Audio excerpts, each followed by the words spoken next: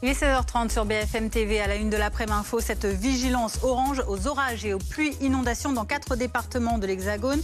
Dans le sud, cela concerne l'Hérault, le Gard, la Lozère. Et dans l'ouest, les Côtes-d'Armor. Nous irons à Loudéac où il est tombé l'équivalent de plus de 2 mois de pluie en seulement 3 heures. Un orage stationnaire qui a surpris les habitants. Le déplacement de Gérald Darmanin à la prison de Nîmes, l'une des plus peuplées de France. Le ministre de la Justice inaugure l'extension de la maison d'arrêt. 150 nouvelles places vont être ouvertes. Le ministre de la Justice annonce également le recrutement de 1000 agents pénitentiaires et plus de fermeté. Youssef Kinache est élu à Dermont, dans le Val d'Oise. Son véhicule et son domicile ont été incendiés cette nuit. Heureusement, en son absence et celle de sa famille. C'est la 2e fois que l'élu est ciblé par des dégradations. Les précisions d'Angie Loata dans ce journal. On parlera également des suites des négociations de paix en Ukraine avec peut-être d'ici 15 jours une rencontre entre Vladimir Poutine et Volodymyr Zelensky. Oui, mais où Emmanuel Macron propose de le faire en Suisse, un pays neutre. Vladimir Poutine voudrait le faire à domicile, à Moscou. Mais tout d'abord, cette météo très changeante. Fini à la canicule, désormais ce sont les orages et les pluies qui inquiètent avec 4 départements de l'Hexagone concernés par des vigilances orange. Marc est avec nous, chef du service météo-climat. Il y a notamment cette situation qui s'est déclenchée dans l'après-midi au niveau de la Bretagne et du département des Côtes-d'Armor. Oui, peu avant 14h, le département des Côtes-d'Armor était placé en vigilance jaune pour des orages localement violents. Et en fait, Météo France, sur observation, en voyant ce qui se passait en temps réel, donc sur le département, a dû en fait placer le département en dernière minute en vigilance orange, tout simplement parce qu'un orage stationnaire concernait le centre du département et en réalité cet orage il a apporté près de 2 mois et demi de précipitations. En fait, il faut bien comprendre qu'en temps normal, il tombe en l'espace d'un mois d'août classique 50 litres d'eau au mètre carré sur le département des Côtes-d'Armor. Et bien là, cet orage stationnaire a apporté localement 100 à 110 litres d'eau mètre carré avec une telle quantité d'eau sur des sols qui sont extrêmement secs. L'eau a ruisselé, ça a provoqué d'importantes inondations. C'est ça aussi, c'est que vous le disiez, la terre était tellement sèche que l'eau à peine tombée crée des inondations. Oui, parce qu'on appelle les inondations éclairs. Oui, on appelle ça des inondations éclairs, en effet. C'est le même principe que les crues éclairs. Les sols sont très secs parce qu'on sort d'une vague de chaleur. Une canicule qui a aussi touché la Bretagne avec des températures qui ont dépassé les 35 degrés, même si le département des Côtes-d'Armor a été moins impacté par les fortes chaleurs. Mais en tout cas, la Bretagne, comme la plupart des régions de métropole, est concernée par par une sécheresse. Par des sols qui sont très secs et dès lors qu'il pleut, alors lorsqu'il pleut 5-10 litres d'eau mètre carré, tout se passe bien, l'eau s'infiltre, mais lorsqu'il tombe en l'espace de 2 ou 3 heures, l'équivalent de ce qui tombe normalement en l'espace de 2 mois, et bien là, la nature n'est pas en capacité, les sols ne sont pas en capacité d'absorber toute cette eau. D'ailleurs, dans aucune ville n'est en capacité.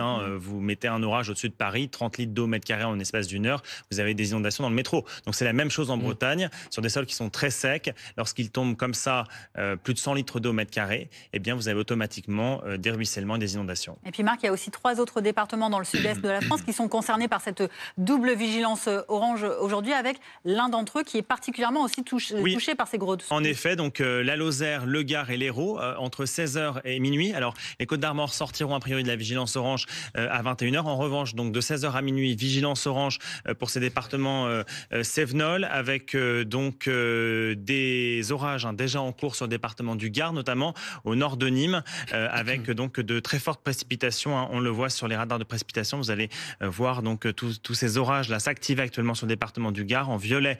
Donc ce sont les intensités pluvieuses et donc on relève déjà plus de 60 litres d'eau au mètre carré. Il pourrait tomber jusqu'à 100 voire 120 litres d'eau mètre carré pour le Languedoc. Ça représente quasiment 3 mois de pluie.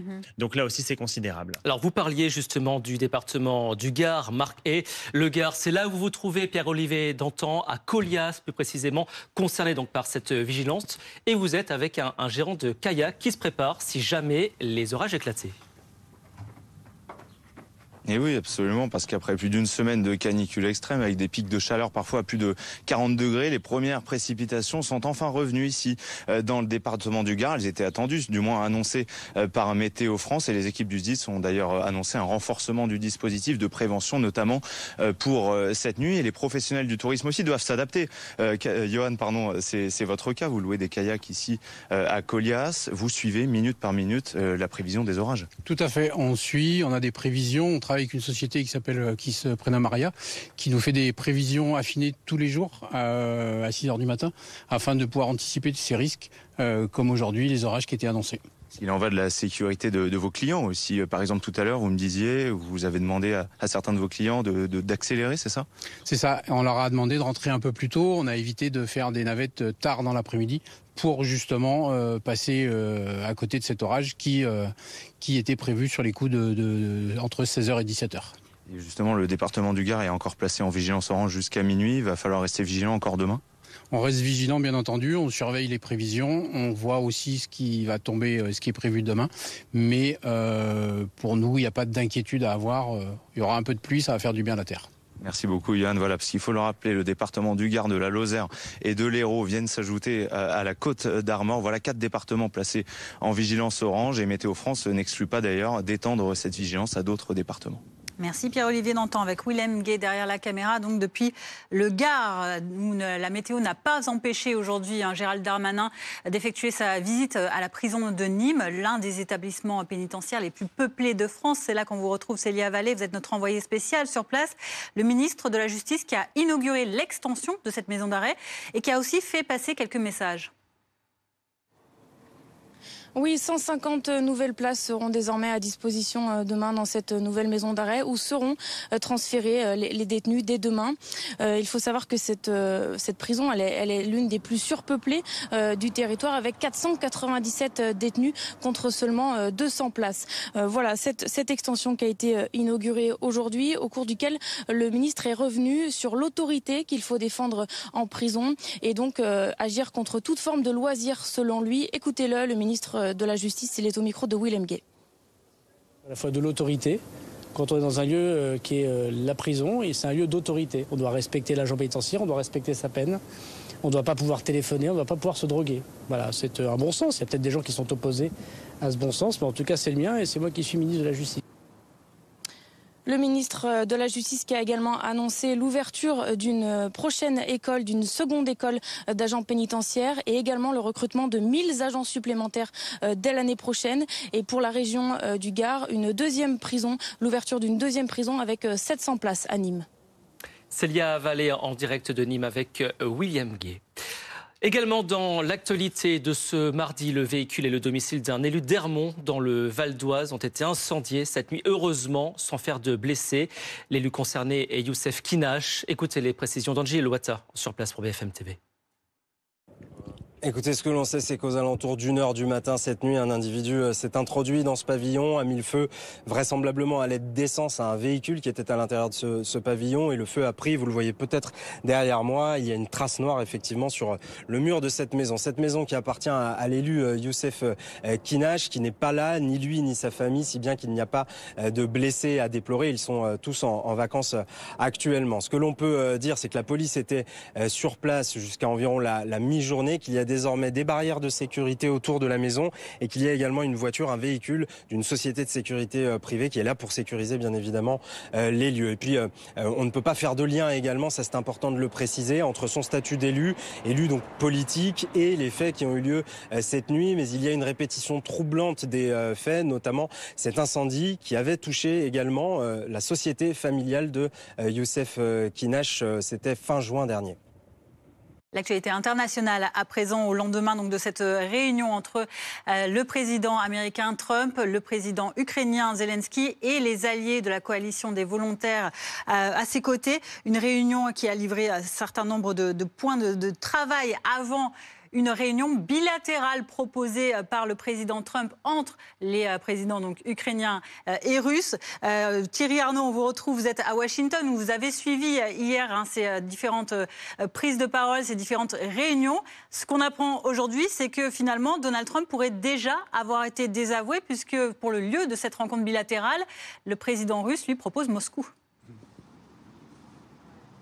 Alors, ce n'est pas une information qui est tout à fait nouvelle. On en a pris connaissance hier, en effet. Et effectivement, le président russe Vladimir Poutine a proposé lors de cette conversation Moscou comme lieu de rendez-vous avec Volodymyr Zelensky. Et il savait bien, évidemment, le président russe, qu'il y avait une forme de provocation à faire cette proposition, qu'elle était par principe inacceptable pour Volodymyr Zelensky. Et d'ailleurs, lorsqu'il en a rendu compte, Donald Trump a expliqué qu'il savait très bien que cette proposition serait rejetée, mais que de son point de vue, ce n'était pas nécessairement un obstacle, qu'il fallait trouver un autre lieu et qu'on trouverait un autre lieu pour que cette réunion puisse se produire dans les prochains jours. Il reste confiant et plutôt optimiste, Donald Trump, à l'issue de cette réunion. Il considère qu'il a créé les conditions d'une ébauche de dialogue entre Volodymyr Zelensky et Vladimir Poutine. Alors il reste évidemment à en définir les modalités, le lieu, on vient d'en parler, le moment, le président américain souhaite que ce soit relativement proche, il a redit, il souhaite que les choses puissent avancer en 1 à 2 semaines et il souhaite précisément que lorsqu'ils se rencontrent, le président russe et le président ukrainien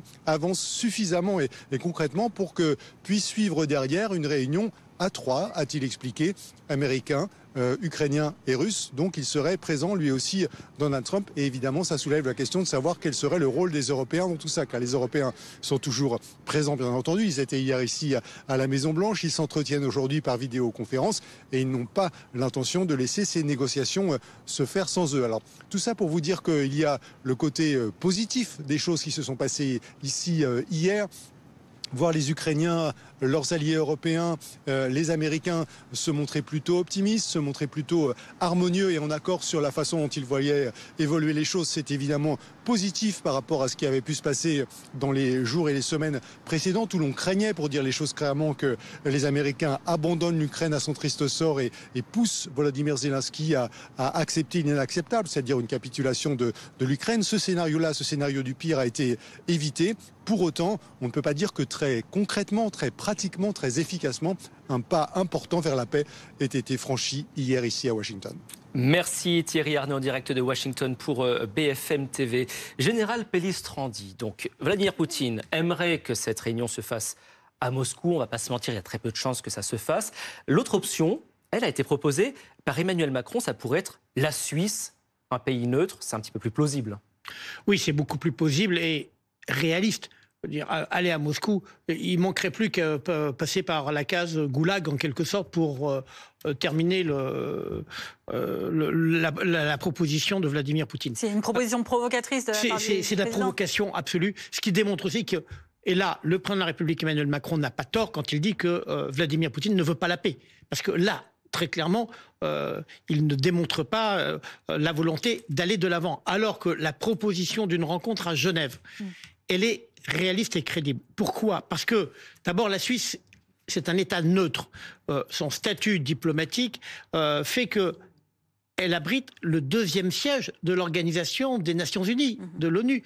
Il y a New York et Genève, avec un certain nombre d'organismes des Nations Unies. Donc, c'est vraiment l'endroit idéal pour permettre une rencontre sur un terrain neutre, en quelque sorte, entre les deux protagonistes de la guerre.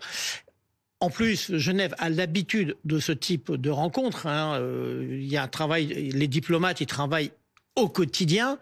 Donc, c'est vraiment Genève qui est le meilleur endroit. En plus, il a également un autre avantage par rapport à d'autres endroits qui avaient été suggérés, comme en Turquie ou comme en Arabie Saoudite. C'est que, justement, cette histoire de neutralité de la Suisse est une garantie pour le bon déroulement dans la durée. Voilà, justement, vous nous faites une transition rêvée, puisque on va écouter le ministre des Affaires étrangères de la Suisse qui a évoqué cet avantage, notamment en termes d'immunité qui pourrait être sous condition offerte au président Poutine.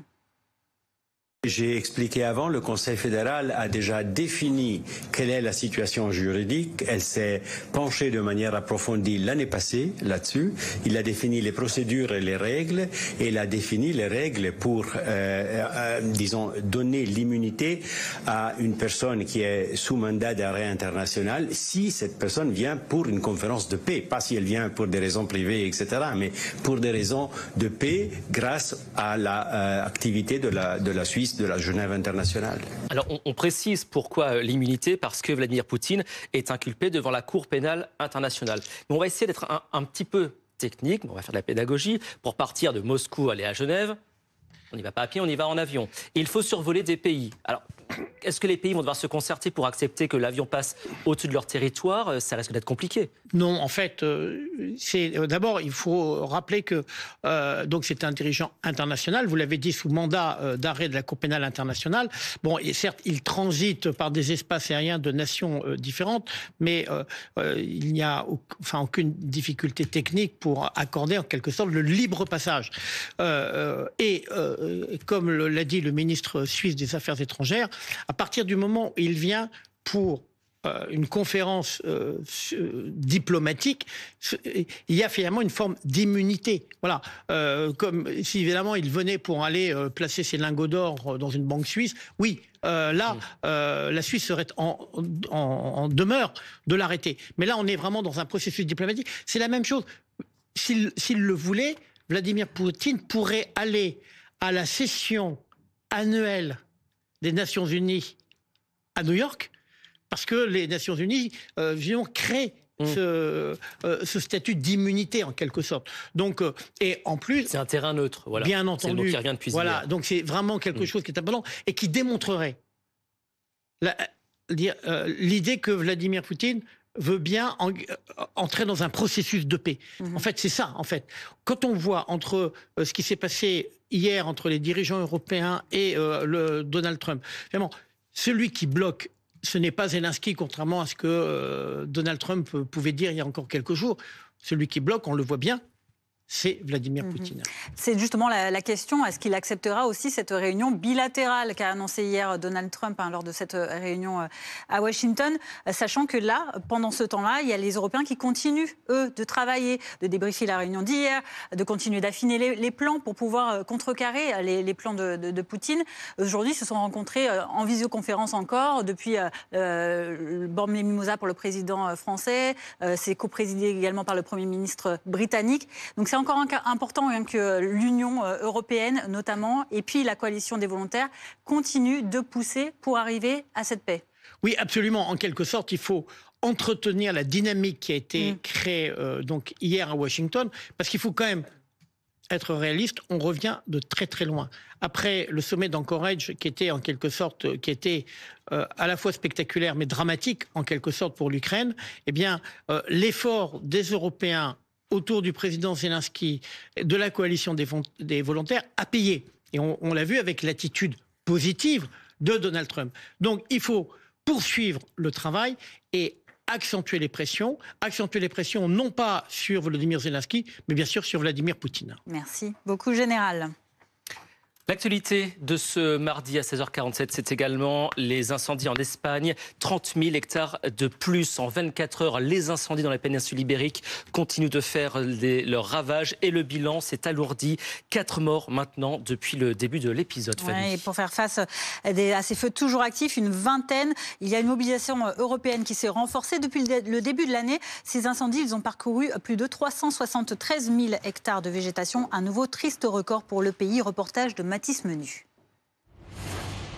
Dans la pénombre, seul le faisceau des casques permet aux pompiers d'avancer. À quelques mètres, le feu est repéré.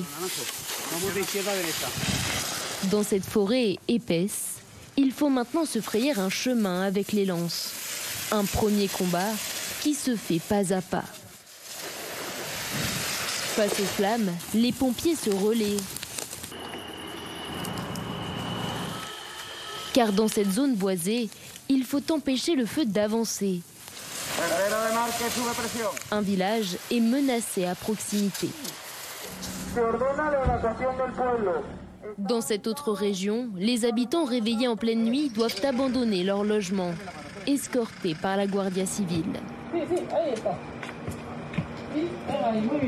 Dans la même région, ces images filmées au petit matin décrivent l'urgence de la situation. De part et d'autre des vallées, plusieurs départs de feu, situés seulement à quelques kilomètres les uns des autres. En Espagne, les incendies se concentrent principalement sur 4 régions. Depuis le début de l'année, 373 000 hectares sont partis en fumée, un record jamais enregistré depuis 2006. En déplacement sur le terrain, à l'ouest du pays, Le Premier ministre appelle à rester vigilant. Il nous reste des heures difficiles. C'est pourquoi je demande aux médias et aussi aux citoyens et citoyennes qui nous suivent de redoubler de précautions, de ne pas baisser la garde. Ce lundi, des renforts français ont été envoyés en Espagne. En tout, 66 moyens humains, comprenant des sapeurs-pompiers et militaires de la sécurité civile, ainsi qu'une trentaine de véhicules ont été dépêchés. Bonjour, docteur Christophe Marcoux. Vous êtes pneumologue et spécialiste des maladies respiratoires au CHU de Strasbourg. On aimerait avoir votre avis sur les conséquences de ces incendies, celles auxquelles on pense peut-être moins, les conséquences sanitaires, parce qu'il y a le danger des flammes, évidemment, qui nous vient tout de suite à l'esprit, mais il y a aussi le danger des fumées. Et qu'est-ce qui est difficile, justement, qu'est-ce qui est dur pour la santé dans ce genre d'événement? Alors, dans ce genre d'événement, effectivement, qui... Il faut le signaler quand même, a tendance à se répéter, et malheureusement un des signaux alarmants du réchauffement climatique, on va avoir toute une myriade de pathologies qui va pouvoir en découler. Alors moi, je vous parle vraiment sous le spectre de ma spécialité, qui est la pneumologie, et ce qu'on peut redouter chez des patients qui sont exposés aux fumées des incendies ou qui sont dans les kilomètres environnant un incendie, eh bien on va pouvoir redouter des signaux respiratoires qui peuvent être assez alarmants. Parce que, en fait, quand vous allez avoir un incendie, vous allez avoir de la fumée. Et la fumée va être composée de plein de particules toxiques. Et cette fumée va être inhalée par toutes les personnes aux alentours et malheureusement va pouvoir induire des effets irritatifs. Ça veut dire que la fumée va irriter littéralement les voies respiratoires et va pouvoir créer tout un cortège de pathologies qui peuvent aller de l'irritation au niveau du nez avec une certaine gêne, une irritation au niveau de la gorge, mais peut dans certains cas quand même évoluer vers une authentique difficulté respiratoire qui, dans certains cas, peut être bien plus inquiétante. Et c'est vrai que sur les effets aigus, c'est-à-dire les effets qui surviennent dans les minutes ou dans les heures qui suivent l'exposition à l'incendie, eh bien, il faut avoir une attention très particulière sur tous ces symptômes respiratoires. Donc là, on parle des maladies qui sont à court terme, si on respire de manière immédiate les fumées que l'on voit d'ailleurs sur ces images en direct d'Espagne. Mais est-ce qu'il y a des maladies à plus long terme qui peuvent se déclencher? Alors, en ce qui concerne le lien entre les pathologies à long terme et les feux de forêt, franchement, en toute honnêteté, ça n'a pas été très bien étudié. Par contre, ce qu'on sait vraiment, c'est quel est le lien entre l'exposition à la pollution de l'air et les pathologies sur le long terme, c'est-à-dire sur plusieurs années. Et là, ce qu'on sait, ce qui est vraiment souligné dans la science, c'est que l'exposition à la pollution de l'air entraîne tout un tas de pathologies respiratoires. On peut démasquer de véritables pathologies respiratoires comme des maladies bronchiques, de l'asthme ou de la BPCO. Et à plus long terme, il y a quand même quelques données qui pourraient laisser envisager un surrisque de cancer chez des patients qui inhalent de manière répétée ces fameux polluants, qui soient issus finalement de la pollution liée au trafic, au diesel, ou qui soient issus des feux de forêt, comme on le décrit très bien actuellement. Alors, qu'est-ce que l'on fait concrètement quand on fait face à des fumées d'incendie? Est-ce que l'on ressort, par exemple, les masques FFP2 qu'on avait lors du Covid? Est-ce que ça peut être une solution? Alors, ça peut être une solution. Maintenant, je pense qu'effectivement, pour les patients qui sont aux alentours d'un feu de forêt ou même dans les kilomètres autour, il y a différentes mesures de bon sens qu'on peut proposer. La première, effectivement, c'est de ne pas aérer avec les fenêtres grandes ouvertes quand on est à proximité d'un incendie. Ensuite, effectivement, en voiture, il faut bien fermer les fenêtres. Vous savez, on a aussi sur certaines voitures ce bouton de recyclage d'air interne qui permet d'éviter la captation de l'air extérieur. C'est des choses qu'on peut utiliser. En ce qui concerne les masques, le masque chirurgical peut être utilisé, donc c'est le masque simple. Le masque que vous avez décrit, le FFP2, celui en bec de canard qu'on avait pendant le Covid, peut aussi être utilisé. Merci. Merci, docteur Marcoux. Malheureusement, nous sommes pris par le temps. On a plein de choses à conseiller, vous savez. On en reparlera. Merci beaucoup. Tout de suite, la météo. Ne perdez pas votre surplus d'énergie. La météo avec Fleuron Industrie. Installateur de batteries de stockage pour centrales photovoltaïques. Partir un jour. Cet été, partez l'esprit léger. Regardez la météo avec ImaProtect. Alarme et télésurveillance. La météo avec TGV Inouï. Il ne fait pas beau chez vous? Le soleil vous attend dans l'une de nos 200 destinations en France et aussi en Europe.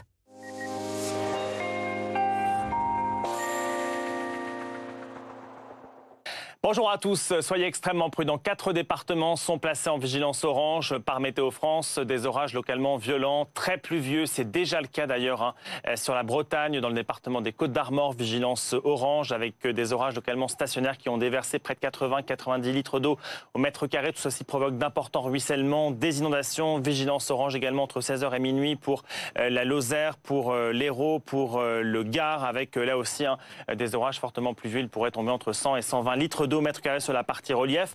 On voit déjà ces pluies s'organiser sur un bon nombre de régions et ces orages localement violents attendus cet après-midi sur un grand quart sud-est. De fortes pluies, de la grêle, de fortes rafales de vent. Les pluies vont se maintenir sur la Bretagne et puis un soleil voilé, mais un temps plus calme en direction des frontières du nord-est. Les températures pour cet après-midi, conflit de masse d'air, d'où ces orages localement violents attendus. C'est vrai que les températures sont moins chaudes à l'ouest, 22 à Nantes, 22 à Rennes, 29 à Paris, mais encore 32 à Dijon et 31 pour Marseille. La suite pour demain, avec donc cette dégradation, toujours sous l'influence de cette goutte froide. Elle va prendre tout son temps pour traverser le pays. Et donc du coup, ceci est un front chaud, une perturbation qui va faire du surplace, qui va stationner sur les mêmes régions demain matin et demain après-midi, avec localement jusqu'à 30, voire 40, voire 50 litres d'eau mètre carré sur l'ensemble de la journée. Ça représente beaucoup d'eau en peu de temps. Là aussi, on craint du ruissellement. Des orages à nouveau localement violents prévus demain matin dans le sud-est. Et puis alors pour demain après-midi, toujours ces pluies soutenues sur la moitié nord, dans le nord-est, partout ailleurs, une météo très chaotique avec un ciel chargé, des averses localement rageuses. Les températures en matinée stationnaires de 12 à Aurillac à 24 pour Nice. En revanche, dans l'après-midi, sous les précipitations, dégringolade des températures. On repasse en dessous des valeurs de saison. Plus que 20 à Brest, 22 à Nantes, 24 à Bordeaux, mais encore 28 à Marseille et 32 pour Ajaccio. C'était la météo avec fleuronindustrie.com. Isolation thermique par l'extérieur pour réduire vos dépenses énergétiques et embellir votre maison. Partir un jour sans retour. C'était la météo avec Imaprotect, alarme et télésurveillance. C'était la météo avec TGV Inouï. Alors, dans laquelle de nos 200 destinations allez-vous chercher le soleil ?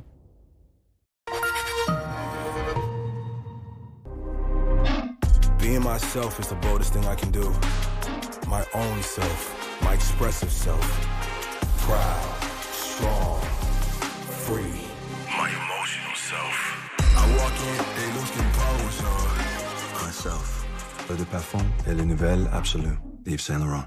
Alors Alicia, comment fait-on pour perdre du poids? En théorie, c'est très simple. Il faut un déficit calorique pour créer un choc pondéral, à savoir consommer moins de calories qu'on en dépense. Ouais, mais en pratique? En pratique, il faut faire les courses, il faut cuisiner, peser les quantités. Et c'est là que Comme J'aime fait toute la différence. Effectivement. Fini la charge mentale, tout est clé en main. Et je peux vous dire que ça fonctionne, ça marche. J'ai perdu 10 kilos et surtout, je ne les ai jamais repris. Alors commandez dès maintenant, les repas sont à partir de 3,92 €. Rendez-vous sur commej'aime.fr, commej'aime.fr. C'est important le .fr.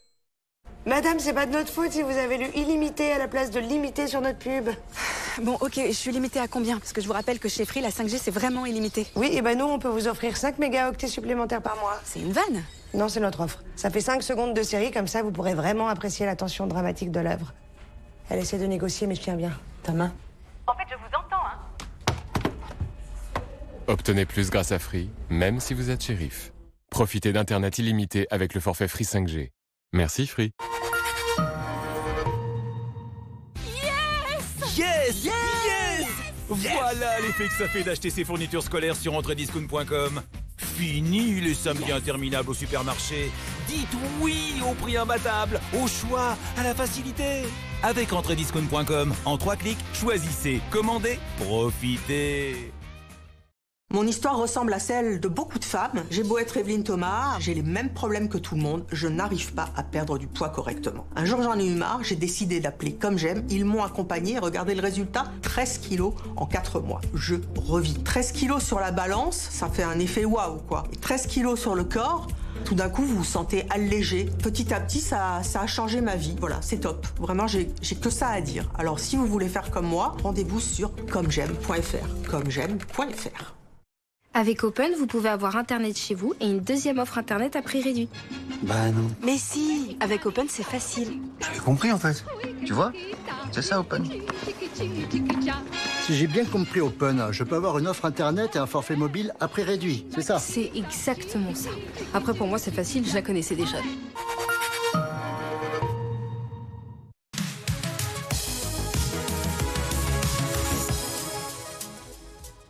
BFM TV, il est presque 17h à la une. Les orages, vigilance orange sur 4 départements, le Gard, la Lozère, l'Hérault et les Côtes-d'Armor. Les Côtes-d'Armor où il est tombé jusqu'à 90 litres d'eau par mètre carré.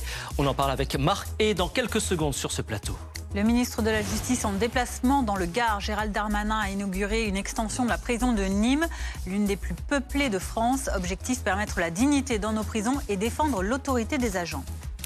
On fera le point également sur la mort d'un célèbre streamer dans la nuit de lundi à mardi, Jean Portmanov. Il avait 46 ans, un décès en direct dans des conditions très floues. On fait le point avec Boris Karlamov dans quelques minutes. Et autre information de la journée au lendemain de cette rencontre hier à Washington entre le président américain Volodymyr Zelensky et la délégation européenne. Vladimir Poutine propose de rencontrer Volodymyr Zelensky, oui, mais à Moscou.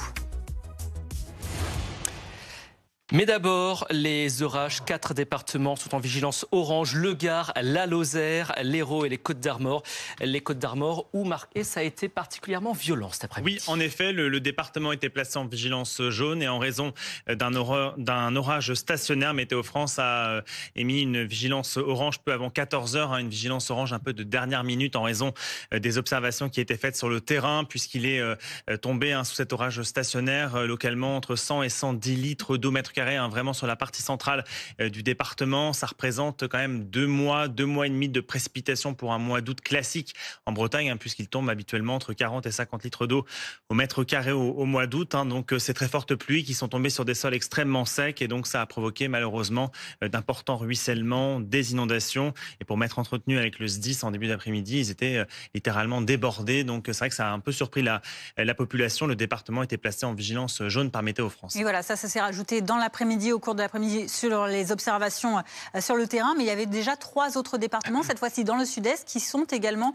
placés en vigilance orange sur l'orage et les pluies. En effet, là c'était un peu mieux balisé. C'est vrai qu'il y a beaucoup de départements qui sont en vigilance jaune. On est dans un contexte de gouttes froides, d'air froid en altitude. On sort d'une canicule avec des températures qui il y a encore quelques jours dépassaient les 40 degrés. Donc ce conflit de masse d'air provoque des orages. Et donc comme prévu, des orages localement violents actuellement éclatent sur le département du Gard notamment, mais ils ont tendance maintenant à concerner également l'Hérault, le Vaucluse, donc il faut vraiment rester prudent. On relève déjà localement plus de 60 litres d'eau mètre carré avec les premiers ruissellements, les premières inondations qui sont là aussi signalées.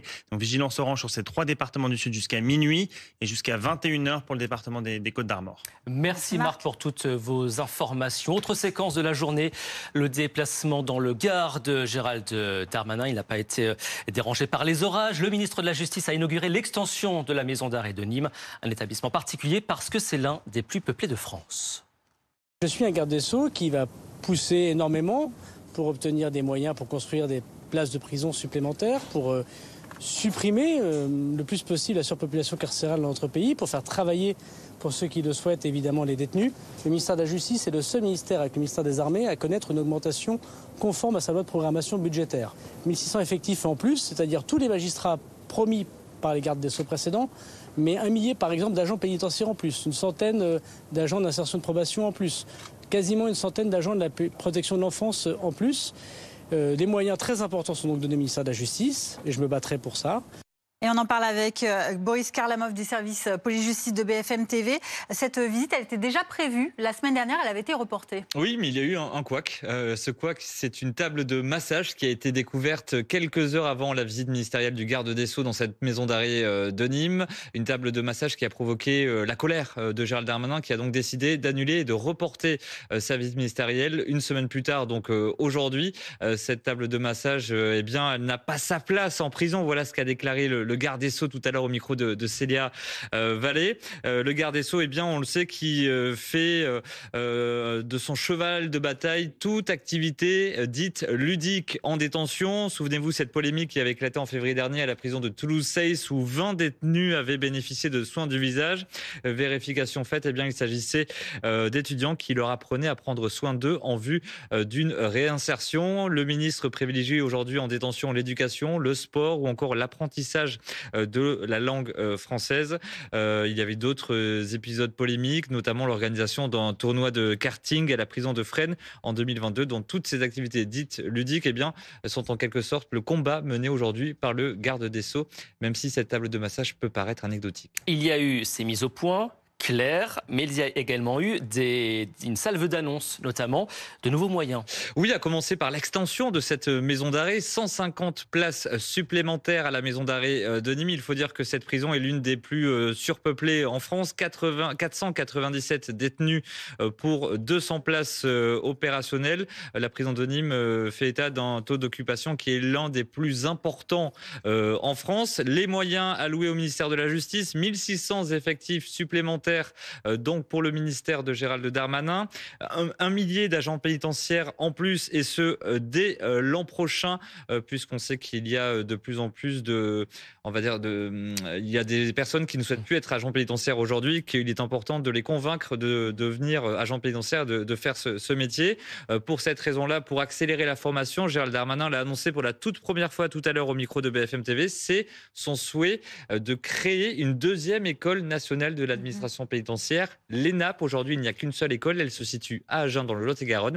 Le ministre qui donc a déclaré qu'il étudiait la piste de la création d'une deuxième école. Cela fait suite à des revendications syndicales envoyées par courrier au début de ce mois d'août. Merci beaucoup Boris Karlamov pour l'ensemble de ces informations. À 17h05, on en vient à présent à cette autre actualité, celle de la mort d'un streamer. Il s'appelait Jean Portmanov, âgé de 46 ans. Il est décédé dans des circonstances qui interrogent, notamment parce qu'elle est survenue, cette mort, en plein direct. Les précisions de Maxime Clié-Ruza, journaliste police-justice.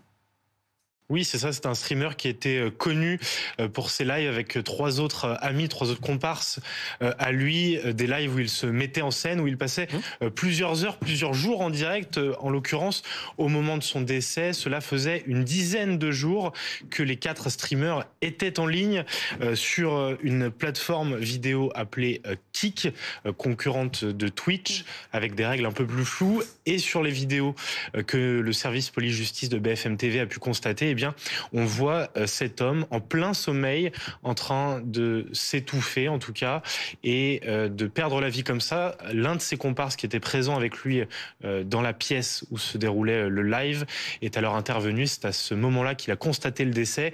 Il a alors coupé le direct de façon très abrupte, et selon nos informations et celles du service police-justice de BFM Nice Côte d'Azur, eh bien, les pompiers sont intervenus aux alentours de 10h ce lundi et n'ont pu que constater le décès de ce streamer âgé de 46 ans. Et il y a une vague d'indignation qui est apparue sur les réseaux sociaux, notamment concernant ces 3 collègues streamers qu'ils accusent d'actes de torture. Oui, parce que dans ces lives, eh bien, il se mettait en scène en réalisant des actes de torture, en ingérant des produits dangereux. Une enquête avait d'ailleurs déjà été ouverte en décembre 2024, notamment pour violence volontaire en réunion sur personnes vulnérables ou encore diffusion d'enregistrements d'images relatives à la commission d'infractions d'atteinte volontaire à l'intégrité de la personne. Sur cette enquête, ainsi que sur l'enquête qui a été ouverte en recherche des causes de la mort pour Jean Portmanov, eh bien, ces 2 enquêtes sont gérées par le service local de police judiciaire de Nîmes, qui est chargé de faire la lumière sur ces actes. L'avocat de l'un des streamers, l'un des comparses de l'homme décédé, a d'ailleurs publié un communiqué pour s'indigner, s'offusquer de la campagne de cyberharcèlement en cours pour les 3 comparses de Jean Portmanov qui étaient présents au moment de son décès. À 17h07 en direct sur BFM TV, on va parler de l'actualité en Ukraine également, parce que 2 nouvelles réunions en visioconférence ont eu lieu aujourd'hui. Une réunion déjà avec la coalition des volontaires, ça s'est passé à midi. Et puis ensuite, ça s'est élargi aux alentours de 13h avec une réunion avec les 27 dirigeants des pays membres de l'Union européenne. Ça a été animé par Emmanuel Macron et le Premier ministre britannique. Mais dès hier, il y a eu des grandes avancées après cette rencontre entre le président américain, son homologue ukrainien et la coalition des volontaires qui se sont joints à la réunion à Washington. Cette idée d'une réunion bilatérale entre Volodymyr Zelensky et Vladimir Poutine. Vous êtes notre correspondant à Moscou, Jean-Didier Revoin. Ce que contre-propose Vladimir Poutine aujourd'hui, c'est de faire cette réunion, non pas en Suisse, comme ça a pu être évoqué, mais à Moscou. Alors oui, c'est ce qui se murmure. La question c'est est-ce que Volodymyr Zelensky acceptera lui de se rendre à Moscou? Rien n'est moins sûr. Ce qu'on peut dire d'ores et déjà, c'est qu'effectivement, si Vladimir Poutine est d'accord sur le principe de rencontrer Volodymyr Zelensky, il ne pose pas moins certaines conditions, qui sont notamment à ce que des progrès conséquents puissent être réalisés en vue de la résolution de la crise ukrainienne. Il ne voudrait pas que rencontrer le président ukrainien pour que cette rencontre ne débouche sur rien. Et c'est d'ailleurs pour ça qu'on dit ici à Moscou que les diplomates se sont mis à travailler d'arrache-pied sur les secteurs, les domaines où il s'agirait de trouver un accord entre Moscou et Kiev, notamment sur les garanties de sécurité, les échanges de territoires ou encore le statut de la langue russe en Ukraine. Autant d'éléments qui sont primordiaux, déterminants pour mettre au point cette rencontre avant bel et bien de savoir où et quand elle pourrait avoir lieu. Jean-Didier Reouin, correspondant BFM TV à Moscou, en Russie. Général Pellistrandi, on ne va pas se mentir, il n'y a aucune chance que cela ait lieu à Moscou.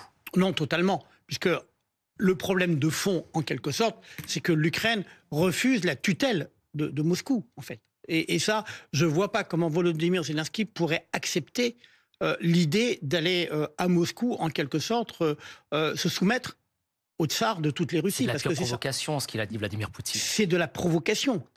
Alors, maintenant, il va falloir voir comment cela va être interprété, non pas à Kiev, parce qu'on connaît le résultat, mais à Washington, où il faut souligner que Donald Trump n'a pas ménagé ses efforts, en quelque sorte, pour rattraper ce qui s'est passé en Alaska. Que les Européens ont été présents de manière très solidaire.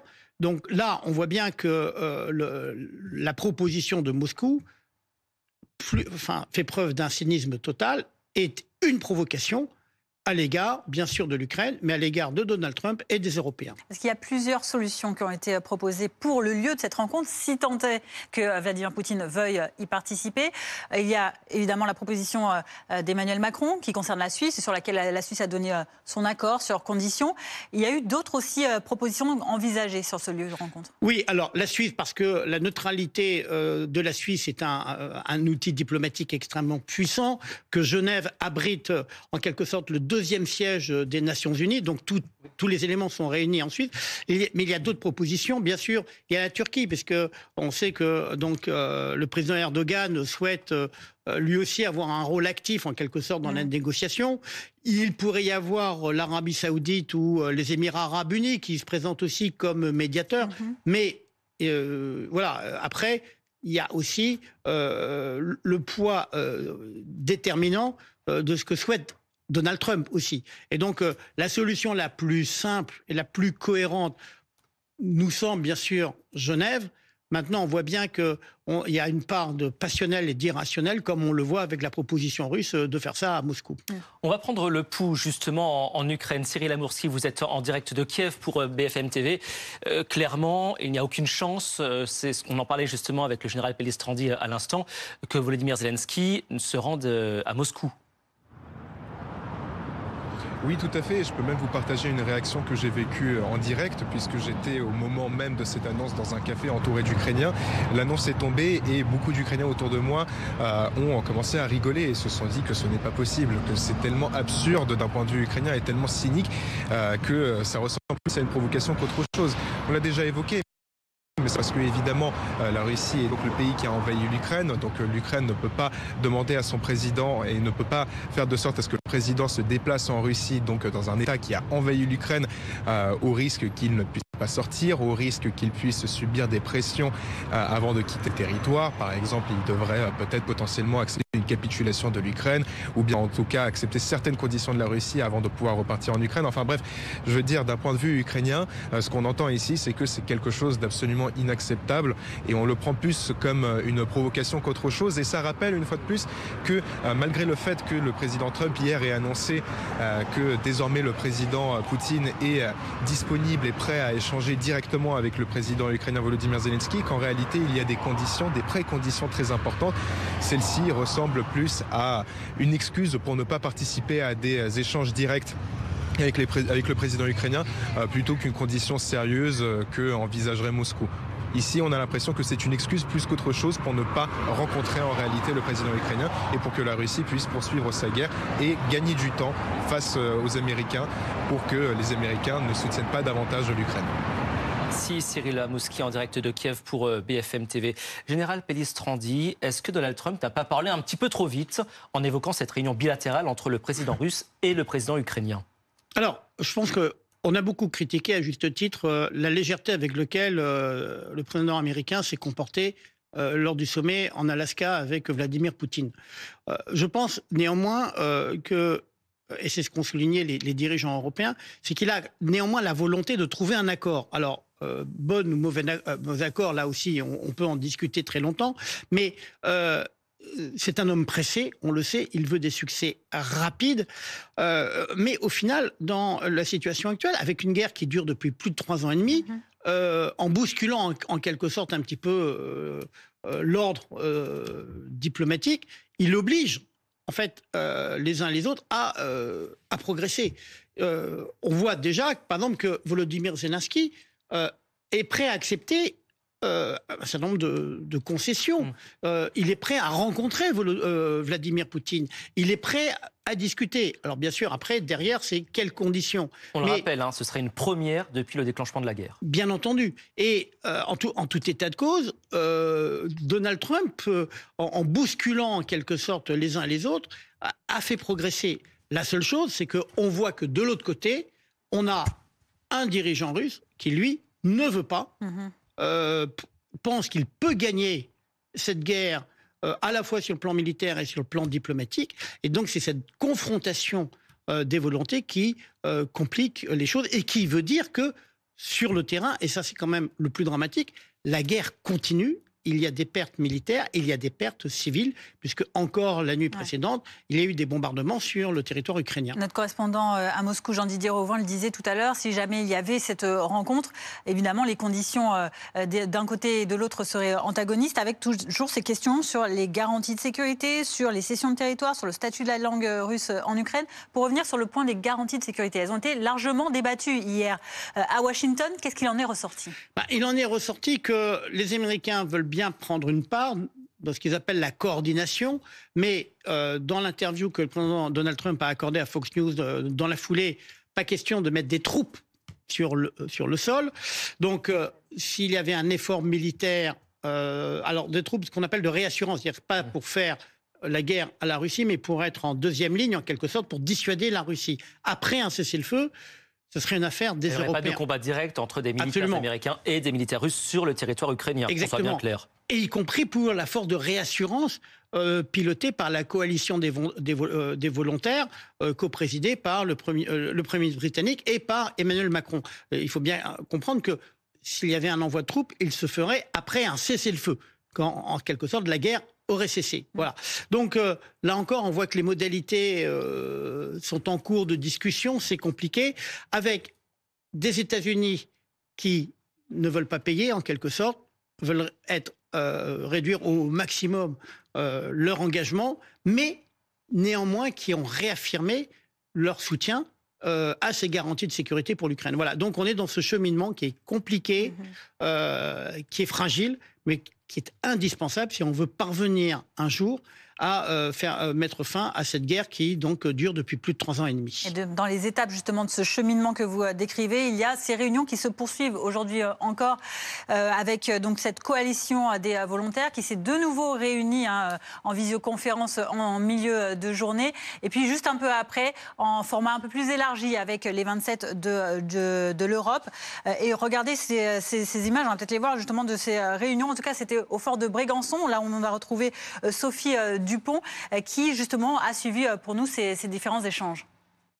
L'objectif aujourd'hui, c'était de faire le point avec les alliés européens au lendemain de la rencontre multilatérale qui a eu lieu à la Maison-Blanche. Emmanuel Macron, il a regagné le fort de Brégançon à la mi-journée et il a immédiatement retrouvé son agenda diplomatique très chargé puisque à peine rentré, il y avait une réunion en visioconférence avec la coalition des volontaires. Ce sont les soutiens de l'Ukraine, essentiellement des pays européens, mais pas uniquement, puisque dans cette coalition, il y a aussi des pays comme l'Australie, le Canada ou le Japon. Cette réunion était coprésidée par Emmanuel Macron et par le Premier ministres britanniques qui étaient tous les deux à la Maison-Blanche hier. L'objectif, c'était de parler du contenu des fameuses garanties de sécurité. Réunion qui a duré un peu plus d'1 heure. Et à l'issue de cette réunion, une nouvelle réunion en visioconférence a débuté. Et cette fois, autour de la table, il y avait les 27 dirigeants de l'Union européenne. Réunion qui a à nouveau duré un peu plus d'1 heure. Elle est terminée, mais pour l'instant, il n'y a pas eu de communication de l'Elysée à l'issue de ces 2 réunions donc en visioconférence. L'Europe qui plaide aujourd'hui pour que la rencontre potentielle entre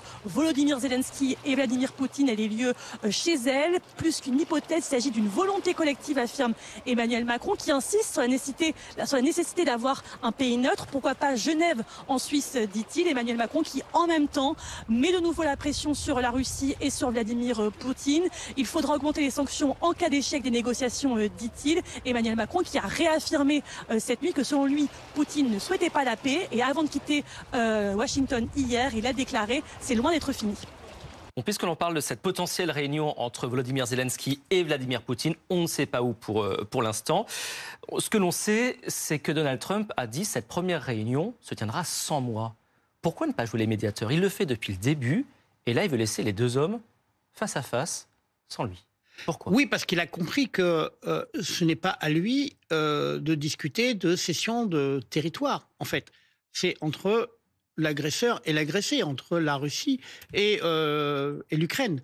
Ce n'est pas à lui de dicter, en quelque sorte, les conditions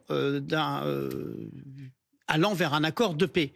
Mais il n'en demeure pas moins que ce qu'il souhaite, lui, c'est, dans la foulée, être présent. Alors, mais c'est pas ce qu'il fait déjà quand il parle un coup à Volodymyr Zelensky, un coup à Vladimir Poutine.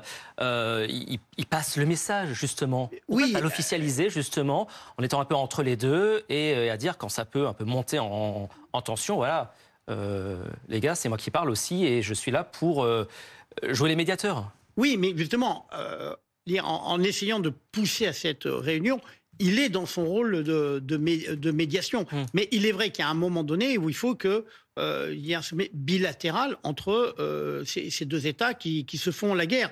Alors, il est clair, par exemple, que si ça se fait, par exemple, à Genève, il y a forme autour des 2 délégations, il y a des représentants de l'ONU. Enfin, c'est pas. En fait, il faut comprendre qu'il ne s'agit pas de faire un ring de boxe, en quelque sorte, où on met d'un côté Poutine et de l'autre côté Zelensky. Bon, le but n'est pas là.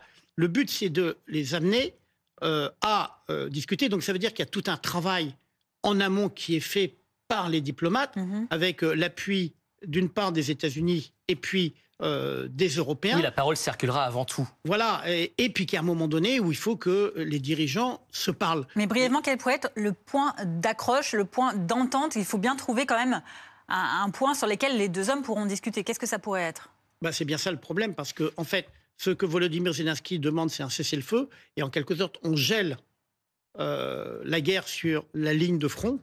Puis après, on va négocier, alors que ce que Vladimir Poutine veut, c'est qu'en quelque sorte, Volodymyr Zelensky accepte, vienne en quelque sorte signer la reddition, et en disant, les territoires, ils sont sous contrôle russe. Donc en fait, il y a l'antagonisme entre les deux est trop important, et donc Volodymyr Zelensky a fait un certain nombre de pas depuis l'arrivée de Donald Trump, il est prêt à un certain nombre de choses, alors que de l'autre côté, on a un Vladimir Poutine qui, lui, n'a absolument pas bougé. Les 2 derniers exemples, c'est le russe et la religion orthodoxe pilotée par Moscou. Merci Général Pellistrandi pour toutes vos informations. L'actualité de ce mardi, ce sont aussi les incendies en Espagne. Ils font d'énormes ravages. 373 000 hectares sont déjà partis en fumée depuis le début de l'année. 30 000 rien qu'hier, une situation record dans le pays. Écoutez à ce sujet le Premier ministre espagnol Pedro Sánchez qui appelle à la plus grande vigilance. Il nous reste des heures difficiles. C'est pourquoi je demande aux médias et aussi aux citoyens de redoubler de précautions, de ne pas baisser la garde, car il nous reste des moments critiques à traverser. C'est pourquoi il faut écouter et rester attentif aux recommandations des institutions. Pierre Chaperon, en direct de Madrid. Jamais l'Espagne n'avait fait face à une telle situation. 4 personnes, au moins, ont perdu la vie. Oui, 3 pompiers et un employé d'un centre équestre qui tentait de protéger des chevaux dans le nord de Madrid. C'est le bilan humain pour l'instant de ces incendies qui sévissent depuis plusieurs jours en Espagne.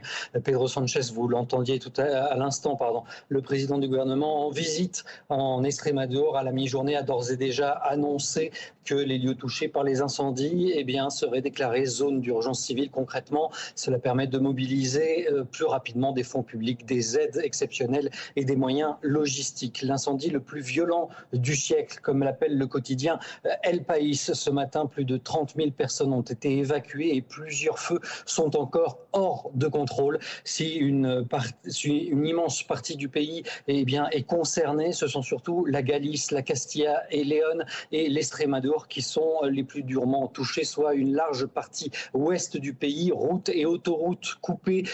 La liaison ferroviaire entre Madrid et la Galice est paralysée depuis la fin de la semaine dernière. La pluie devrait dans les prochaines heures arriver dans le nord du pays, autour des côtes atlantiques. Il y a une baisse générale des températures dans la péninsule ibérique. Certaines régions ont perdu de 5 à 10 degrés par rapport à hier, après l'une des plus longues vagues de chaleur de l'histoire en Espagne. Et tout de suite, la chronique éco. Le matelas raffinement d'Epeda a été désigné meilleur choix par UFC Que Choisir. Votre programme avec les matelas et sommiers Epeda. Votre programme avec Magnolia.fr. Changez votre assurance de prêt et économisez sur Magnolia.fr, comparateur en assurance de prêt immobilier.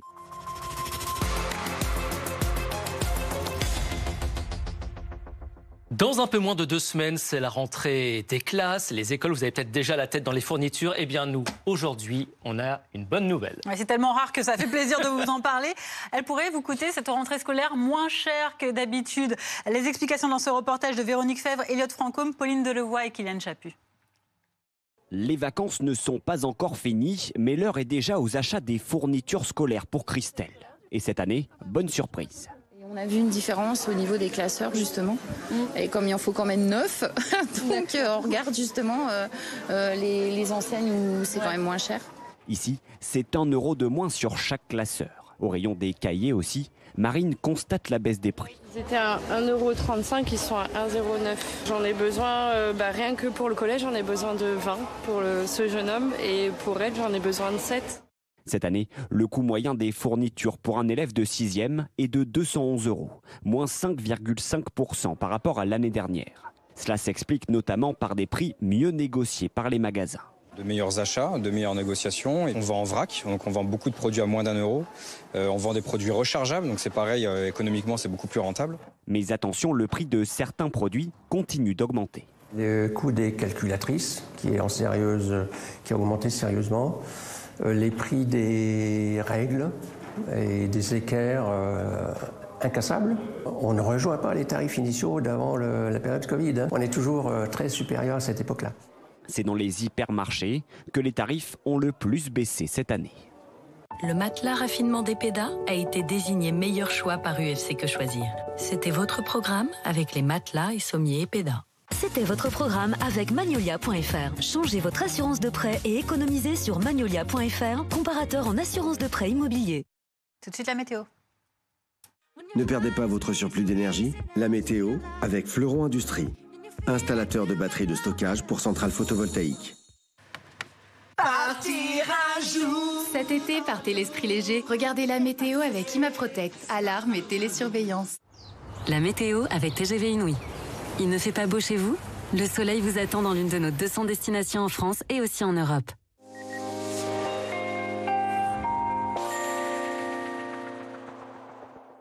Bonjour à tous, soyez extrêmement prudents. 4 départements sont placés en vigilance orange par Météo France. Des orages localement violents, très pluvieux. C'est déjà le cas d'ailleurs sur la Bretagne, dans le département des Côtes-d'Armor. Vigilance orange avec des orages localement stationnaires qui ont déversé près de 80-90 litres d'eau au mètre carré. Tout ceci provoque d'importants ruissellements, des inondations. Vigilance orange également entre 16h et minuit pour la Lozère, pour l'Hérault, pour le Gard, avec là aussi des orages fortement pluvieux. Il pourrait tomber entre 100 et 120 litres d'eau mètre carré sur la partie relief.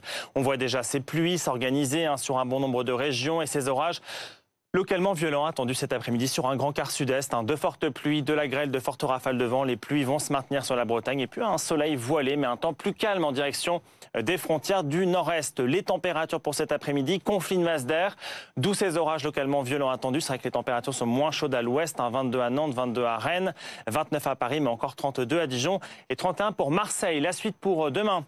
Avec donc cette dégradation, toujours sous l'influence de cette goutte froide, elle va prendre tout son temps pour traverser le pays et donc du coup ceci est un front chaud, une perturbation qui va faire du surplace, qui va stationner sur les mêmes régions demain matin et demain après-midi avec localement jusqu'à 30 voire 40 voire 50 litres d'eau mètre carré sur l'ensemble de la journée. Ça représente beaucoup d'eau en peu de temps. Là aussi on craint du ruissellement, des orages à nouveau localement violents prévus demain matin dans le sud-est et puis alors pour demain après-midi toujours ces pluies soutenues sur la moitié nord, dans le nord-est, partout ailleurs une météo très chaotique avec un ciel chargé, des averses localement orageuses, des températures en matinée stationnaires de 12 à Aurillac à 24 pour Nice. En revanche, dans l'après-midi, sous les précipitations, dégringolade des températures, on repasse en dessous des valeurs de saison, plus que 20 à Brest, 22 à Nantes, 24 à Bordeaux, mais encore 28 à Marseille et 32 pour Ajaccio. C'était la météo avec fleuronindustrie.com. Isolation thermique par l'extérieur pour réduire vos dépenses énergétiques et embellir votre maison. Partir un jour sans retour. C'était la météo avec ImaProtect, alarme et télésurveillance. C'était la météo avec TGV Inouï. Alors, dans laquelle de nos 200 destinations allez-vous chercher le soleil ? Il est 17h30 sur BFM TV, à la une de l'après-info. Attention à cette vigilance orange, orage et pluie inondation. Elle concerne 4 départements. Dans le sud, c'est l'Hérault, le Gard, la Lozère et dans l'ouest, les Côtes-d'Armor.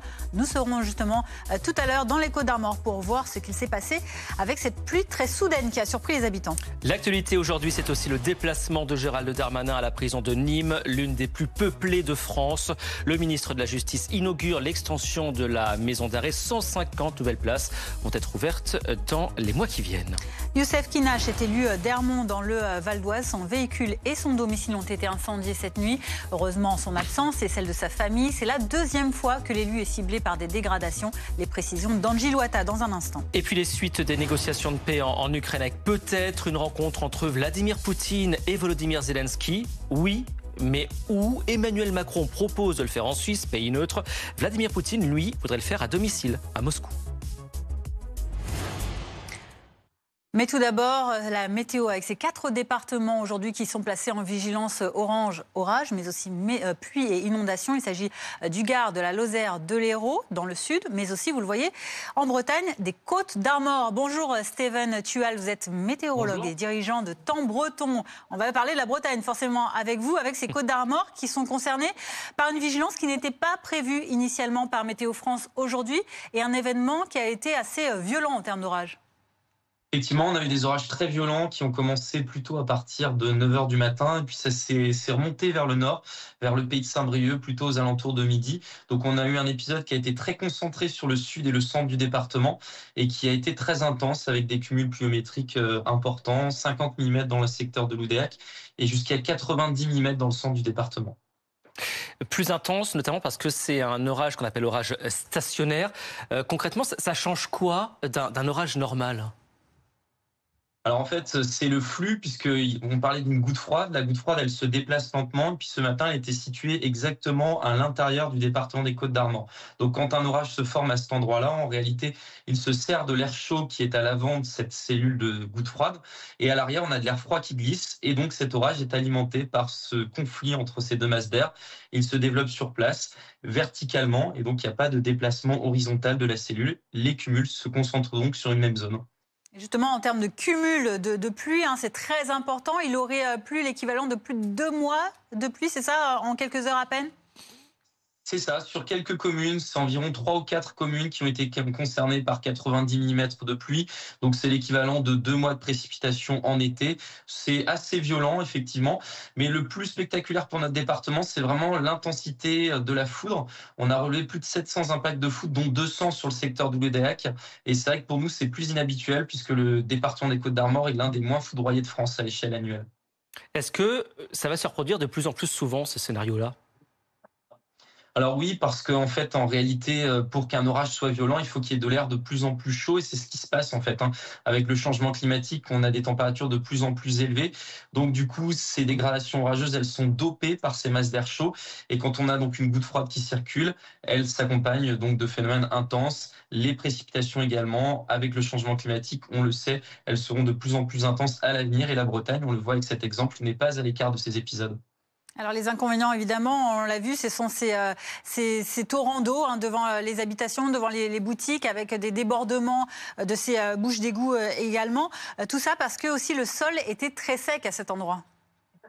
Effectivement, on subit une sécheresse depuis le mois de février. Globalement, les pluies sont éparses depuis ce moment-là.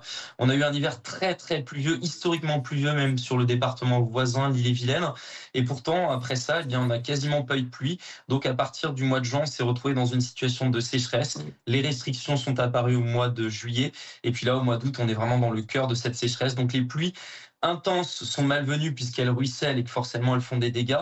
Mais globalement, on attend d'autres pluies pour ces prochaines heures et là, elles seront efficaces. Elles vont vraiment faire du bien à nos paysages et à nos sols.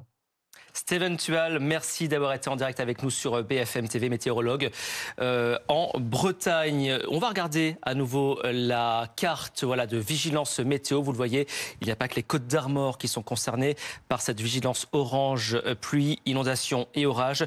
Il y a également la Lozère, le Gard et l'Hérault. Prudence si vous habitez dans ces départements. 17h34 dans l'actualité également. BFM TV a suivi aujourd'hui Gérald Darmanin à la prison de Nîmes, l'un des établissements pénitentiaires les plus peuplés de France. Célia Vallée, vous êtes notre envoyée spéciale sur place. Le ministre de la Justice qui a inauguré une extension justement de cette maison d'arrêt et qui en a aussi profité pour faire passer quelques messages de fermeté.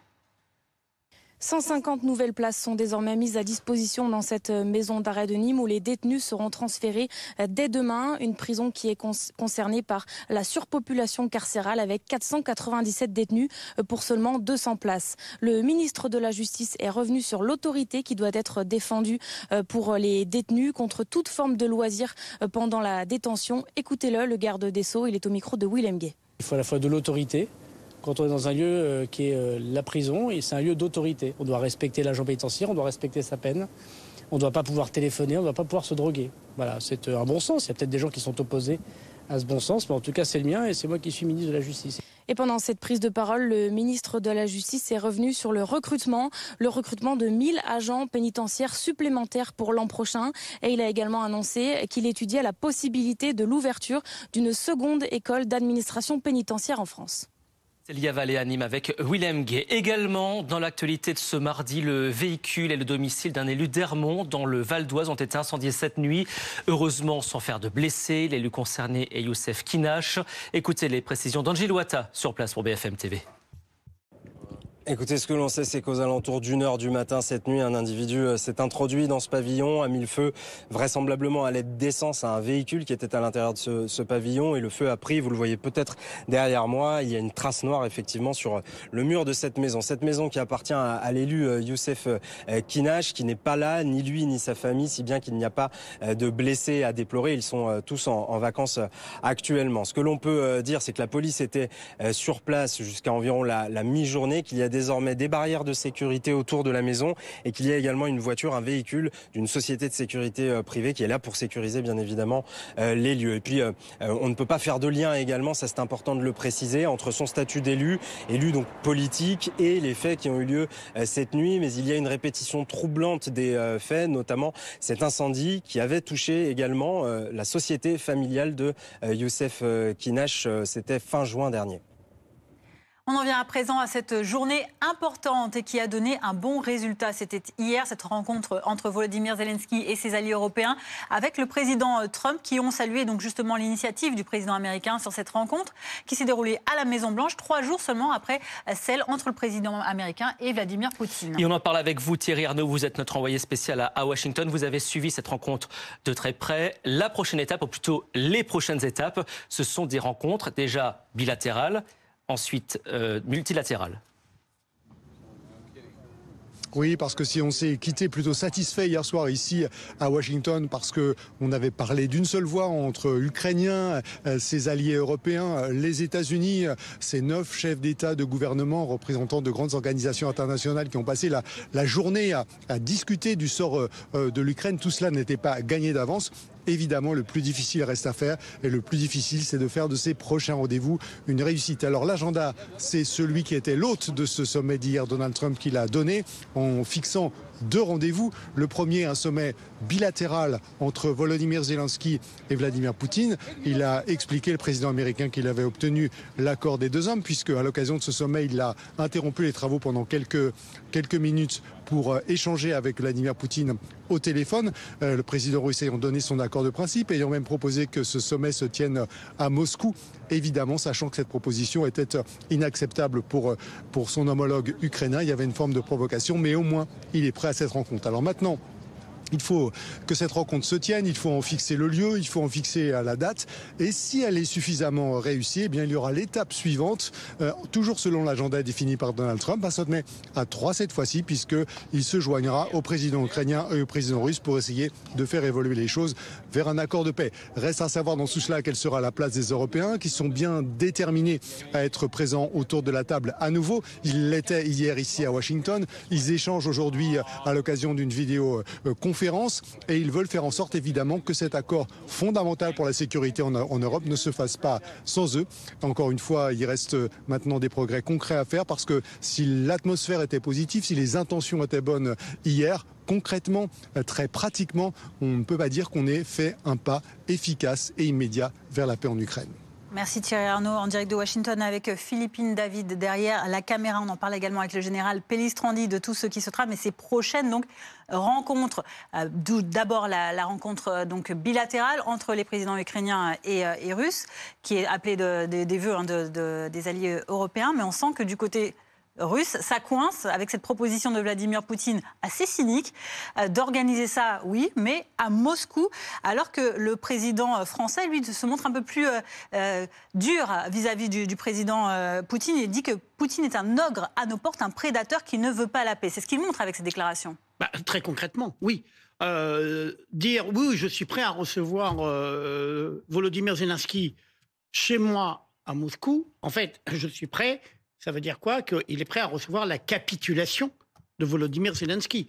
Dans l'histoire diplomatique, dans l'histoire des relations internationales, c'est ça ce que ça veut dire. C'est-à-dire que Vladimir Poutine se considère qu'il est le vainqueur et que donc Volodymyr Zelensky doit venir se soumettre en allant à Moscou. Ce qui est totalement inacceptable, tant pour Volodymyr Zelensky que pour les Européens et même pour Donald Trump. Parce que ce serait en quelque sorte un aveu d'impuissance totale. Bon, et donc le président Emmanuel Macron, d'une part, propose un lieu qui est cohérent avec, je dirais, l'histoire diplomatique mondiale qui est Genève. Genève, c'est la 2e capitale de l'ONU, après New York, où depuis, on va dire, le 19e siècle se tiennent des conférences, il y a tout ce qu'il faut.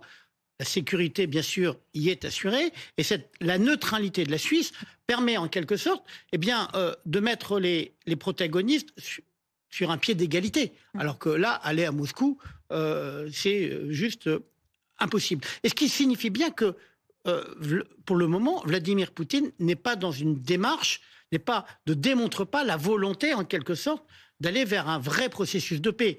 Il dit oui à Donald Trump, oui, je suis prêt à rencontrer Volodymyr Zelensky, et c'est en fait l'attitude des Russes depuis le début. À chaque fois, c'est un oui pour gagner du temps, mais il y a plein de détails, et avec aussi un point qui est très important, c'est que pour les Russes, c'est toujours la faute des autres. C'est la faute de l'Ukraine qui a agressé la Russie, c'est la faute de l'OTAN. Et là, maintenant, l'échec des discussions de paix serait la faute des Européens. Et le président de la République, Emmanuel Macron, a parfaitement raison de dire que la Russie de Poutine, Poutine est un prédateur. Alors, on va prendre le pouls, justement, du côté de l'Ukraine avec vous, Nicolas Quadoux. Vous êtes notre envoyé spécial à Kiev. Bon, clairement, on va dire les choses simplement. Ça paraît inimaginable que Volodymyr Zelensky accepte de se rendre en Russie pour rencontrer Vladimir Poutine. Oui, plus qu'inimaginable d'ailleurs, à tel point que Volodymyr Zelensky, qui s'est exprimé sur ses réseaux sociaux il y a quelques minutes pour se saluer d'un échange avec un dirigeant européen, n'a même pas fait mention de cette proposition de la part de Vladimir Poutine. C'est bien une preuve que finalement, elle est totalement balayée. Pourquoi ? Parce qu'ici en Ukraine, c'est vu comme quelque chose de totalement cynique, de totalement insultant. Et finalement, le signe que Volodymyr Zelensky a raison lorsqu'il explique que Vladimir Poutine ne veut pas la paix. En l'espèce, cette proposition, comme l'expliquait le général Pélistrandi, c'est un petit peu une capitulation de l'Ukraine de venir courber les chines à Moscou pour entériner la victoire de la Russie. Et ça, c'est quelque chose qui est totalement inacceptable ici en Ukraine. Alors, il y a déjà eu quelques réactions d'Ukrainiens, notamment sur les réseaux sociaux, qui font même un petit peu d'humour avec ça. Ils disent, mais pourquoi lui ne vient pas à Kiev ou pourquoi pas aller à La Haye ? Vous savez, c'est là où il y a le tribunal de la Cour pénale internationale qui a émis un mandat d'arrêt contre Vladimir Poutine. Bref, on a bien compris que cette rencontre, si elle se fait, ça ne se fera pas du tout à Moscou. Volodymyr Zelensky, il n'y a aucune chance qu'il y mette les pieds. On pense plus, comme vous l'avez dit, à un lieu plus neutre, comme par exemple Genève, en Suisse. On sait qu'il y a déjà eu des pourparlers également entre délégations russes et délégations ukrainiennes. En Turquie, il y a également comme option les pays des Émirats.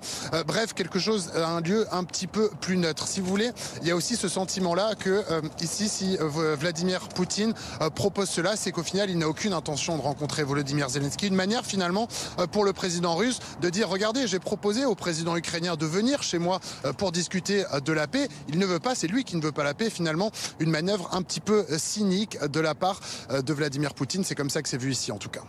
Nicolas Coadou avec Théo Touchet en direct d'Ukraine pour BFM TV, Général Pélistrandi. Il y a donc encore un point irréconciliable finalement.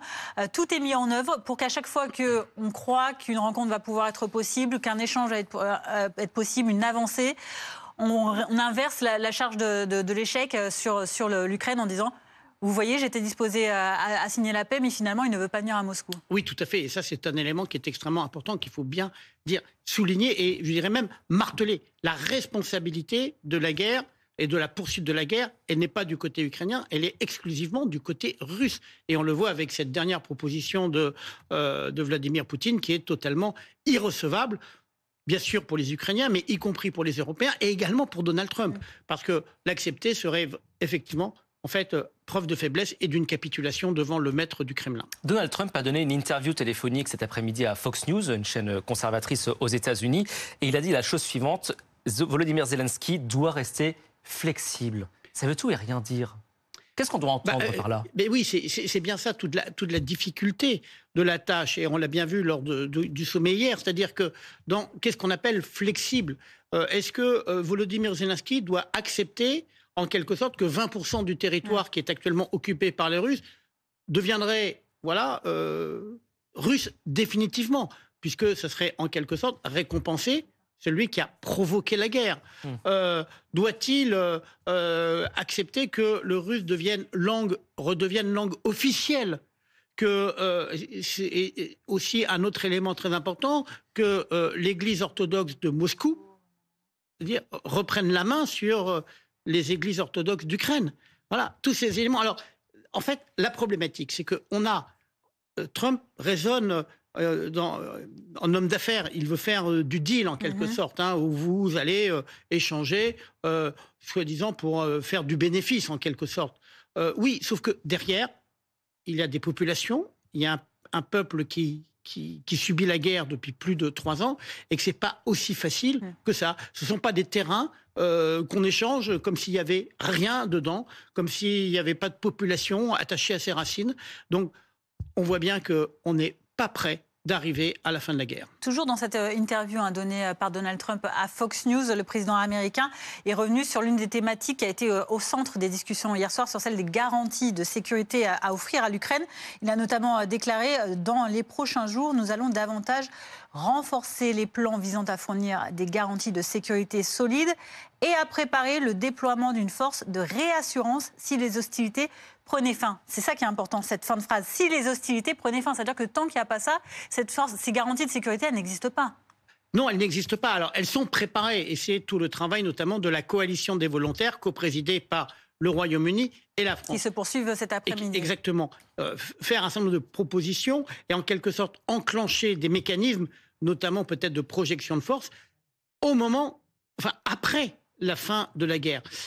Mais on n'en est pas là. Une chose est sûre, et ça c'est quand même quelque chose qui est important, c'est que Donald Trump reconnaît le besoin de garantie de sécurité pour l'Ukraine. Et donc la problématique, c'est que derrière les mots, il faut des actes, il faut des éléments extrêmement concrets. Et pour le moment, on n'en est qu'au stade des discussions. Merci Général Pellistrandi pour l'ensemble de vos informations. L'actualité de ce mardi nous emmène également en Espagne. L'Espagne où plus de 30 000 hectares ont brûlé en 24 heures. Les incendies continuent leur ravage et le bilan s'est alourdi avec 4 morts au moins depuis le début de l'épisode. Oui, depuis le début de l'année également, ces incendies ont parcouru plus de 373 000 hectares de végétation. Un nouveau et triste record pour le pays. Reportage de Yélis Kirazli avec Mathis Menu. Surveiller pour mieux attaquer les flammes. Dans cette forêt proche de la frontière portugaise, ces pompiers cherchent à maîtriser le feu avec de l'eau ou de la terre comme barrière naturelle. Contenir le feu, aussi en Galice. Voici la mission assurée par ces pompiers toute la nuit. Dans cette forêt épaisse, il faut se frayer un chemin avec les lances d'eau. Les pompiers se relaient, car dans cette zone boisée, il faut empêcher le feu d'avancer. Un village est menacé à proximité. Dans cette autre région, les habitants réveillés en pleine nuit doivent abandonner leur logement, escortés par la Guardia Civile. Dans la même région, ces images filmées au petit matin décrivent l'urgence de la situation. De part et d'autre des vallées, plusieurs départs de feu, situés seulement à quelques kilomètres les uns des autres. En Espagne, les incendies se concentrent principalement sur 4 régions. Depuis le début de l'année, 373 000 hectares sont partis en fumée. En déplacement sur le terrain à l'ouest du pays, le Premier ministre appelle à rester vigilant. Il nous reste des heures difficiles. C'est pourquoi je demande aux médias et aussi aux citoyens et citoyennes qui nous suivent de redoubler de précautions, de ne pas baisser la garde. Ce lundi, des renforts français ont été envoyés en Espagne, 66 moyens humains ainsi qu'une trentaine de véhicules. Et il n'y a pas que les flammes qui ont des conséquences dramatiques, évidemment, sur la végétation, mais aussi sur les habitants. Il y a également les fumées. On va en parler avec notre invité, professeur Frédéric Deblay. Bonjour, vous êtes professeur en pneumologie à l'Université de Strasbourg, vice-président également de la Fédération française d'allergologie. On s'intéresse justement aux conséquences sur nos poumons, sur nos voies aériennes de ces fumées. Quand les habitants sont confrontés à ce genre d'incendie, qu'est-ce qu'ils peuvent ressentir comme gêne ? Disons qu'en fait, vous allez avoir les gènes qu'on peut ressentir dans des conditions extrêmes de pollution extérieure. C'est-à-dire que vous allez avoir libéré dans l'air principalement des particules. Alors, si ce sont des feux de forêt, vous allez avoir plutôt des particules plus fines, donc des particules de 2,5 microns ou de 1 micron. Donc, on va avoir tendance à rentrer profondément dans les poumons. Si ce sont des feux qui sont plutôt dans des maisons, enfin dans les habitations, ce sont des particules un petit peu plus grosses. Et effectivement, ces particules plus les polluants chimiques, alors particulièrement si sont, par exemple, vous avez des maisons, vous aurez d'autres polluants chimiques liés aux installations électriques, vont avoir un effet sur les poumons. Alors, les gens à risque, entre guillemets, ça va être comme pour la pollution, ça va être les patients asthmatiques, les enfants allergiques, les enfants asthmatiques, les gens qui ont des problèmes cardiaques ou les gens qui ont des problèmes respiratoires. Alors, professeur, on comprend bien que ce dont vous parlez concerne les habitants qui sont à proximité directe du feu et des flammes et des fumées. Mais on voit souvent des grands panaches de fumée qui s'étirent jusqu'à d'autres pays, en France notamment. Est-ce que l'on doit craindre également cette fumée-là ? Alors, la réponse, elle peut être double. C'est-à-dire qu'on peut donner une réponse épidémiologique. Pour l'instant, on n'a pas de données qui nous disent que si vous avez un incendie à 300 km de chez vous ou à 100 km de chez vous, vous augmentez à long terme vos risques de maladies respiratoires, voire de cancer. Là, effectivement, il n'y a aucune donnée. On n'a même pas des données précises même sur les pompiers. Vous voyez qu'ils sont tout proches du feu. Alors après, bien sûr, si vous êtes asthmatique et que votre asthme n'est pas très stabilisé et qu'à ce moment-là, vous allez être plus exposé à des particules particules, donc ces fameuses particules 2,5 microns, exactement comme en ville, comme par la pollution extérieure, vous risquez effectivement d'aggraver votre asthme.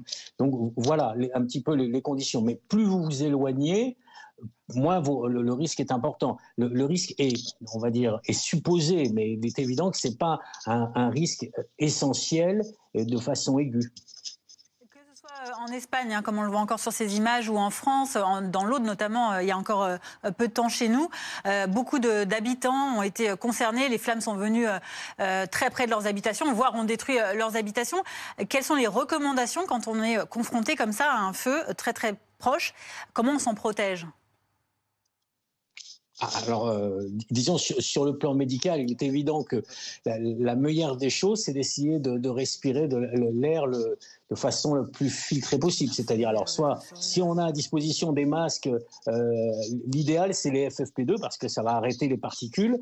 Encore faut-il en avoir sous la main. Il faut effectivement au maximum se protéger des voies aériennes, donc les voies aériennes supérieures, c'est-à-dire le nez à la bouche, et puis aussi éventuellement les yeux, parce que tout ça, ce sont des particules qui sont très irritantes, donc vous allez pouvoir aussi avoir des conséquences au niveau de vos yeux. Et effectivement, si vous êtes asthmatique, si vous êtes cardiaque, on sait très bien que dans ces cas-là, il ne faut surtout pas oublier ces médicaments quand on part, parce qu'on risque d'en avoir besoin, plus. Merci beaucoup, professeur Frédéric Deblé, professeur de pneumologie à l'Université de Strasbourg, d'avoir été en direct avec nous. C'était très clair, tout ça. Il est 17h54. Vous restez évidemment sur BFM TV. Tout de suite, c'est BFM Story avec Alain Marchal. Mais avant, la météo, marque et prudence. Il y a 4 départements en vigilance orange. Au revoir.